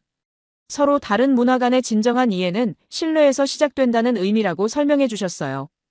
공항으로 가는 길에 지난 2주일간의 여정을 돌이켜봤습니다. 처음에는 단순한 정책 실패 사례를 조사하러 왔었는데 결국 완전히 다른 진실을 발견하고 돌아가게 되었어요. 이것이야말로 진정한 전문가의 여행이었다는 생각이 들었습니다. 인천공항에서 마드리드로 가는 비행기에 오르기 전에 브뤼셀에서 또 연락이 왔어요. 이번에는 정말 놀라운 소식이었습니다. 유럽연합 집행위원장이 직접 제 보고서를 검토한 후 한국과의 협력 프로젝트를 본격적으로 추진하기로 결정했다는 것이었어요. 더욱 놀라운 것은 제가 이 프로젝트의 총책임자로 임명되었다는 사실이었습니다. 유럽 한국 미래 교통 협력 프로젝트라는 이름으로 향후 3년간 진행될 예정이라고 했어요. 제 경력에 있어서 가장 중요한 기회가 될 것 같았습니다. 비행기 안에서 지난 며칠간의 일들을 정리해봤어요. 리차드의 객관적인 분석도 틀린 건 아니었어요. 실제로 중국 업체들이 한국 시장을 장악한 것은 사실이었거든요. 하지만 그 이면에 숨겨진 더 큰 그림을 보지 못했던 것이 문제였습니다. 한국이 보여준 것은 정말 독특한 접근 방식이었어요. 단기적인 손실을 감수하면서도 장기적인 혁신에 집중하는 전략이었습니다. 이것은 유럽이 배울 수 있는 소중한 교훈이었어요. 마드리드에 도착해서 집에 돌아왔을 때 카를로스와 소피아가 축하해 주었습니다. 위험한 선택이었지만 결국 성공했다고 격려해 주었어요. 아버지 안토니오도 제 용기를 자랑스러워 하셨습니다. 다음 주부터 본격적인 프로젝트 준비에 들어가야 했어요. 유럽 각국의 전문가들과 한국 측 관계자들을 연결하는 역할을 맡게 되었습니다. 정말 중요하고 의미 있는 일이라는 생각이 들었어요. 며칠 후 한국에서 반가운 소식이 들려왔습니다. 네덜란드 암스테르담에서 한국의 스마트 교통 시스템 시범 도입을 결정했다는 것이었어요. 제 보고서가 이 결정에 영향을 미쳤다고 김지우 팀장이 알려주셨습니다. 독일에서도 비슷한 소식이 왔어요. 베를린시가 한국의 AI 교통 관제 시스템에 관심을 보이고 있다는 것이었습니다. 유럽 전체가 한국의 혁신적 접근에 주목하기 시작한 것 같았어요. 한 달 후에는 더 놀라운 일이 벌어졌습니다. 한국에서 개최된 K-모빌리티 엑스포에 유럽연합 대표단이 공식 참석하게 되었어요. 그리고 제가 이 대표단을 이끌게 되었습니다. K-모빌리티 엑스포에서 본 한국의 기술들은 정말 혁신적이었어요. 자율주행 기술, AI 교통 관제, 친환경 에너지 시스템. 모든 것이 완벽하게 통합되어 작동하고 있었습니다. 제가 몇 달 전에 봤던 시범시설이 이제 현실이 되어 있었어요. 유럽 대표단 모든 구성원들이 한국의 기술 수준에 깊은 인상을 받았습니다. 특히 네덜란드와 독일 대표들은 즉시 구체적인 협력 협상을 시작하자고 제안했어요. 그때 정말 뿌듯했습니다. 제가 발견한 진실이 실제로 현실화되고 있었거든요. 그리고 그것이 유럽과 한국의 새로운 협력으로 이어지고 있었습니다. 저녁에 김지우 팀장과 함께 저녁을 드시면서 감회가 새로웠어요. 몇 달 전 처음 만났을 때만 해도 이런 결과를 상상할 수 있었을까요? 진실을 추구하는 용기가 이토록 큰 변화를 만들어낼 줄 몰랐습니다. K-모빌리티 엑스포가 끝난 후 1년이 지났습니다. 그동안 유럽과 한국의 협력 프로젝트는 놀라운 성과를 거두었어요. 암스테르담에서 시작된 스마트 교통 시스템은 교통체증을 40% 줄이고 대기오염을 50% 감소시켰습니다. 베를린에서도 비슷한 결과가 나왔어요. 한국의 AI 교통 관제 시스템을 도입한 후 도시 전체의 교통 효율성이 크게 개선되었습니다. 시민들의 만족도도 90%를 넘어섰다고 보고되었어요. 가장 놀라운 것은 파리의 사례였습니다. 한국의 통합 모빌리티 플랫폼을 도입한 후 파리 시민들이 대중교통을 이용하는 비율이 30%나 증가했어요. 환경적 효과는 물론이고 경제적 효과도 엄청났습니다.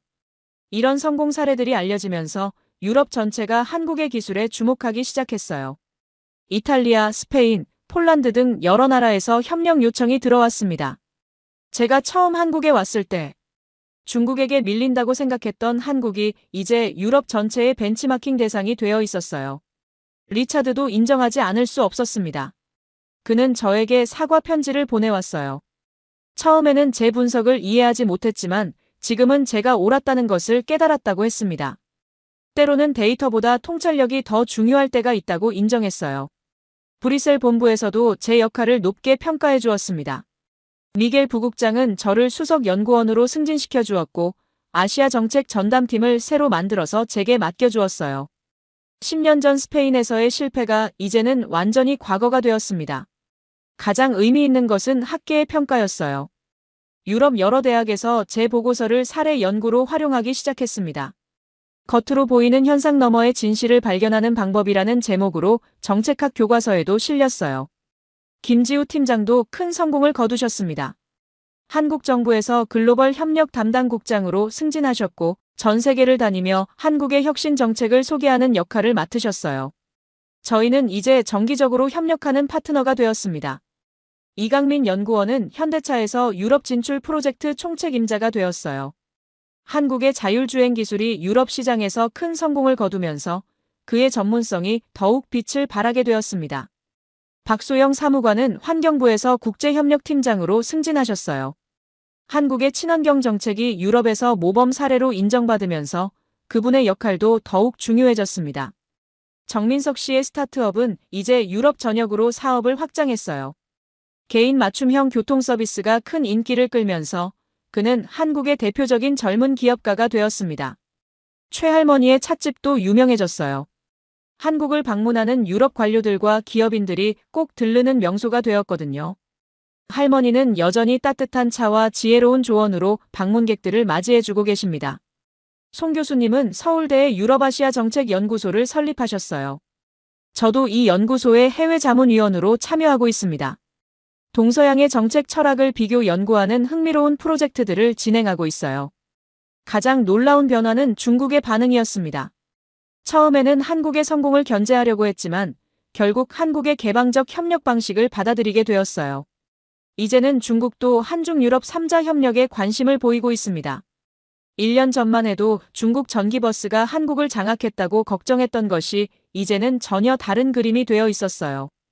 한국이 만든 새로운 게임의 룰 안에서 중국도 협력 파트너가 된 것입니다.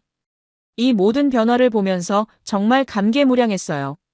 전문가 한 사람의 용기 있는 선택이 이토록 큰 파급 효과를 만들어낼 수 있다는 것을 깨달았거든요. 진실을 추구하는 것의 가치를 다시 한번 확인할 수 있었습니다. 2년이 지난 지금 저는 다시 한국을 방문하고 있습니다. 이번에는 제2차 유럽 한국 미래 교통 정상회의의 유럽 측 수석 대표로 왔어요. 처음 한국에 왔을 때와는 완전히 다른 입장과 역할이었습니다. 공항에서 김지우 국장님이 직접 마중을 나와주셨어요. 이제는 한국 정부의 핵심 인사가 되신 분입니다. 공항에서 시내로 가는 길에 보니 정말 많은 것이 바뀌어 있었어요. 거리를 달리는 자율주행 전기버스들, 스마트 교통 신호 시스템, AI 기반 교통 안내판들. 김지우 국장님은 저에게 특별한 소식을 알려주셨어요. 한국의 K-모빌리티 시스템이 이제 전 세계 25개 도시에서 운영되고 있다는 것이었습니다. 유럽은 물론이고 미국, 일본, 심지어 중국에서도 도입했다고 하더군요. 가장 놀라운 것은 중국과의 관계 변화였어요. 2년 전만 해도 경쟁 관계였던 중국이 이제는 한국의 가장 중요한 협력 파트너가 되어 있었습니다. 중국의 대규모 제조 능력과 한국의 혁신 기술이 결합되어 시너지를 만들어내고 있었어요. 정상회의 첫날 유럽연합 집행위원장과 한국 대통령이 공동으로 K-유럽 모빌리티 얼라이언스 출범을 선언했습니다. 향후 10년간 총 500억 유로를 투입하여 차세대 교통혁신을 함께 추진한다는 내용이었어요. 회의에서 제가 기조연설을 맡았습니다.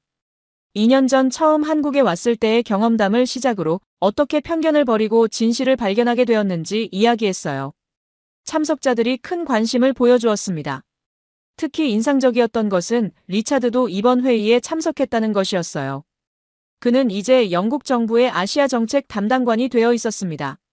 저와 함께 한영 협력 세션을 진행하면서 과거의 견해가 얼마나 편협했는지 솔직하게 인정했어요. 회의 둘째 날에는 실제 현장 방문이 있었습니다. 서울 강남구에 구축된 완전 자율주행 교통구역을 둘러봤는데 정말 미래 도시의 모습이었어요. 사람과 차량, 그리고 인프라가 완벽하게 연결되어 하나의 유기체처럼 움직이고 있었습니다. 유럽 대표들이 가장 놀라워한 것은 시민들의 만족도였어요. 교통 편의성은 물론이고 안전성, 환경성까지 모든 면에서 획기적인 개선이 이루어졌다고 했습니다. 98%의 시민들이 새로운 시스템에 만족한다고 응답했어요. 저녁에는 이강민 연구원, 지금은 현대차 부사장이 된 분과 만났습니다. 그분은 현재 유럽의 세 번째 연구소를 설립하고 있다고 하더군요. 한국과 유럽의 기술 협력이 이제는 일상이 되어 있었어요. 정민석 씨도 만날 수 있었어요. 그의 회사는 이제 유럽 개인 모빌리티 시장의 선두주자가 되어 있었습니다. 그는 저에게 고마움을 표했어요. 제가 한국의 가능성을 유럽에 알려준 덕분에 사업 기회를 잡을 수 있었다고 했습니다. 최할머니의 찻집도 다시 방문했어요. 이제는 K모빌리티 사랑방이라는 별명으로 불리고 있었습니다. 전 세계에서 온 정책 전문가들과 기업인들이 이곳에서 만나 아이디어를 나누고 있었어요. 회의 마지막 날, 정말 감동적인 순간이 있었습니다. 송 교수님이 저에게 서울대학교 명예교수 임명장을 전달해 주신 것입니다. 동서양 정책 교류에 기여한 공로를 인정받은 것이었어요. 가장 뜻깊었던 것은 박소영 국장님의 말씀이었어요. 지금은 환경부 차관이 되신 분인데 2년 전 제가 보여준 용기가 한국 공무원들에게도 큰 영감을 주었다고 하시더군요. 진실을 추구하는 전문가 정신의 중요성을 깨달았다고 하셨어요. 회의를 마치고 공항으로 가는 길에 정말 뿌듯했어요. 처음에는 한국의 정책 실패를 조사하러 왔었는데 결국 전 세계적인 혁신의 출발점이 되는 역사적 순간에 참여하게 되었거든요. 김지우 국장님이 공항에서 작별 인사를 하시면서 말씀하셨어요. 마르코스 씨 덕분에 한국이 세계를 바꿀 수 있는 기회를 얻었다고요. 하지만 저는 생각합니다. 제가 한 것은 그저 진실을 보고한 것뿐이었어요. 진짜 변화를 만든 것은 한국의 혁신 정신이었습니다. 스페인으로 돌아온 저는 이제 완전히 새로운 역할을 맡고 있습니다. 유럽연합에서 새로 설립한 글로벌 혁신 정책 연구소의 소장직을 맡게 되었어요. 한국에서의 경험이 인정받아 얻은 기회였습니다. 연구소의 첫 번째 프로젝트는 아시아 혁신 모델의 유럽 적용 방안이었어요. 한국뿐만 아니라 싱가포르, 일본, 대만 등 아시아 각국의 혁신 정책을 연구하여 유럽에 맞는 모델을 개발하는 것이었습니다. 가장 놀라운 것은 제 연구팀 구성이었어요.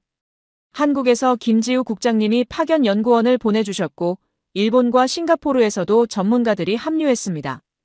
진정한 동서양 협력 연구팀이 만들어진 것이죠. 리차드도 저희 팀에 합류했어요.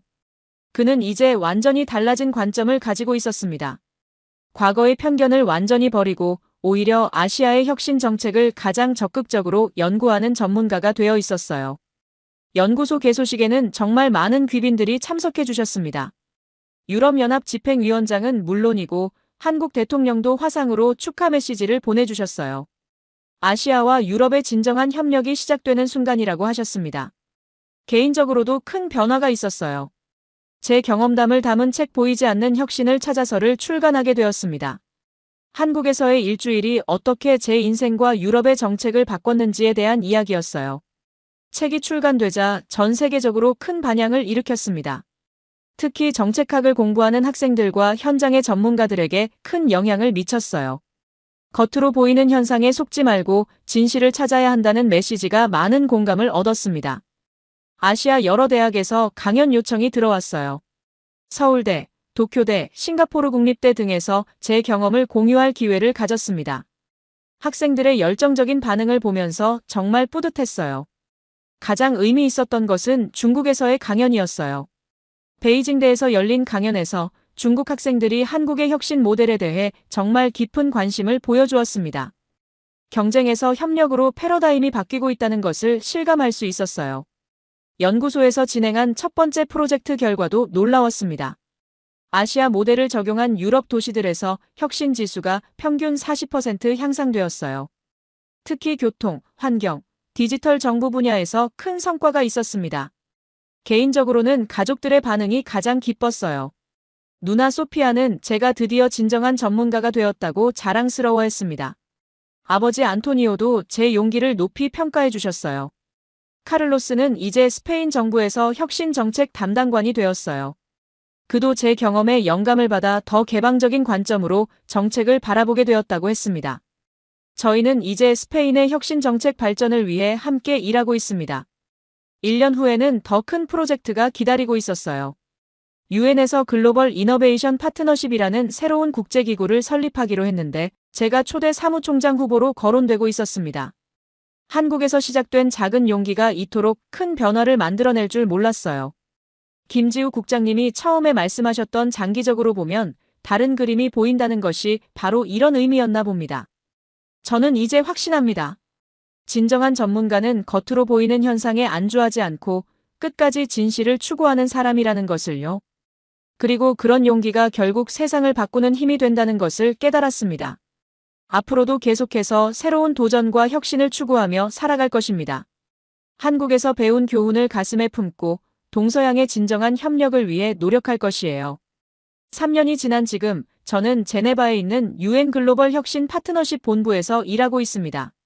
결국 사무총장직을 맡게 되었고 전 세계 혁신 정책의 조율과 협력을 담당하고 있어요. 모든 것이 한국에서의 그 일주일로부터 시작되었습니다. 오늘은 정말 특별한 날입니다. 제1회 글로벌 혁신 정상회의가 서울에서 개최되는 날이거든요. 전 세계 50여 개국의 정상들이 모여 미래 혁신 전략을 논의하는 역사적인 순간입니다. 서울 도착 첫날, 김지우 국장님을 만났어요. 이제는 한국 정부의 혁신 정책 총괄 부총리가 되신 분입니다. 그분은 저를 보시자마자 환한 미소를 지으시며 말씀하셨어요. 3년 전 그 작은 용기가 이토록 큰 변화를 만들어냈다고요. 정상회의 개막식에서 저는 기조 연설을 맡았습니다.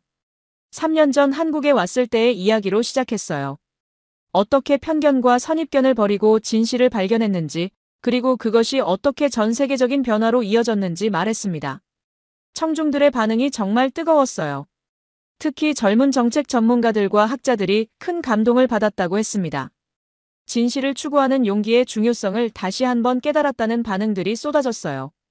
가장 감동적인 순간은 한국 대통령의 연설이었습니다. 대통령은 한국이 오늘의 성공을 거둘 수 있었던 것은 외국의 한 전문가가 보여준 용기 덕분이라고 말씀하셨어요. 편견 없는 시각으로 한국을 바라봐준 것에 깊은 감사를 표하셨습니다. 정상회의 기간 중 제가 처음 한국에 왔을 때 만났던 분들을 모두 다시 만날 수 있었어요. 이강민 부사장은 이제 현대차 최고 기술 책임자가 되어 있었고 박소영 차관은 환경부 장관이 되셨어요. 정민석 씨는 한국의 대표적인 유니콘 기업 CEO가 되어 있었습니다. 가장 반가웠던 것은 최할머니였어요. 이제 80이 넘으신 할머니는 여전히 그 찻집을 운영하고 계셨습니다. 그런데 이제는 세계혁신 사랑방이라는 이름으로 전 세계에서 온 사람들의 만남의 장소가 되어 있었어요. 최할머니는 저를 보시자마자 눈물을 글썽이시며 말씀하셨어요. 3년 전 절망에 빠진 젊은 전문가가 이렇게 큰 인물이 되어 돌아온 것이 꿈만 같다고 하시더군요. 그리고 한 잔의 차가 만들어낸 기적이라고 하셨습니다. 송 교수님도 만났어요.